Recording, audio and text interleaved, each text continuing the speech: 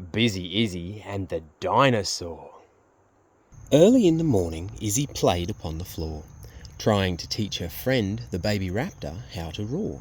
They'd had these lessons every single morning for a week, but all the little raptor ever managed was a squeak. But Izzy was a patient teacher. "Try again," she said. And once again the tiny dino squeaked upon her bed. Just then a mighty roar was heard, and followed by a shout. The two friends rushed outside to see what it was all about. The jungle air was hot and thick, the trees all pressing in. Carefully the two crept out to understand the din. Through the trees ahead was Raptor's mother on the ground, surrounded by a group of scary men standing around. Isabina shouted out, "You have to let her go! That dinosaur is my friend Raptor's mother, don't you know?" But while she spoke, a man crept up behind young Izzy's back and bundled up poor Raptor in a dirty burlap sack. The men took Raptor on their quads and then they drove away. But one man on a motorbike had stayed back just to say, "These dinos don't feel nothing, kid. All animals are dumb. That thing won't even notice that we took it from its mum." So Izzy stayed with Raptor's mum to check she was all right. She didn't even wake up until it was nearly night. When she woke up, she looked around and then let out a cry. Her baby had been taken, and poor mum did not know why. The man was wrong, as Izzy knew, but how to make them see that animals and dinos all feel things like you and me? And even though some creatures don't behave the way we do, we shouldn't treat them badly like those men were happy to. Busy Iz and Raptor's mum resolved to get him back, and so the two set off along the recent quad bike track. Soon enough they came upon the camp made by the men, and in the middle there was Raptor in a metal pen. Raptor's mum was angry, wanting to run in and fight, but Izzy calmed her down and told her violence wasn't right.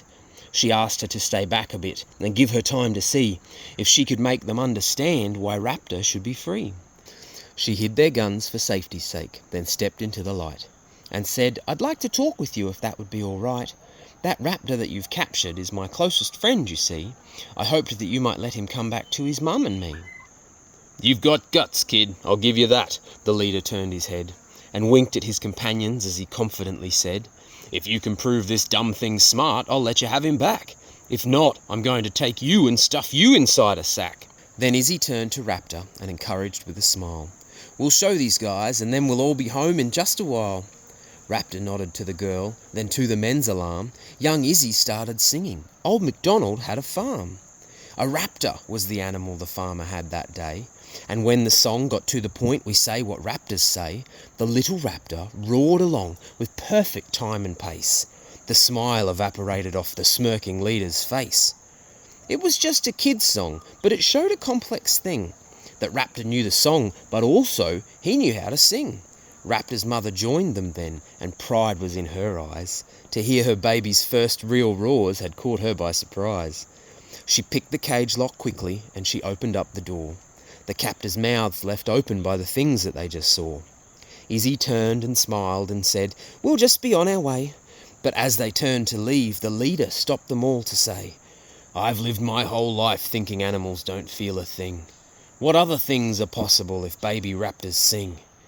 Izzy said, "You'll never know unless you stop and try to understand them on their terms and meet them eye to eye. The world is full of wonder and there's magic everywhere. Don't listen to the kinds of folks who tell you not to care." "Well, how can we undo the hurtful things we've done till now?" the leader asked the clever girl. "Can you please tell me? How?" "What's in the past is done and can't be changed," they heard her say. "The thing that is important is the change you make today." With that, the clever kid and friends walked off into the night. The men sat down to contemplate how they could set things right. At dinner time, young Izzy's mum walked in her room to see Izzy and the raptor singing on the bed with glee. Izzy's parents, just like raptors, proud as proud can be, of everything their child is and how great she'll grow to be. The end.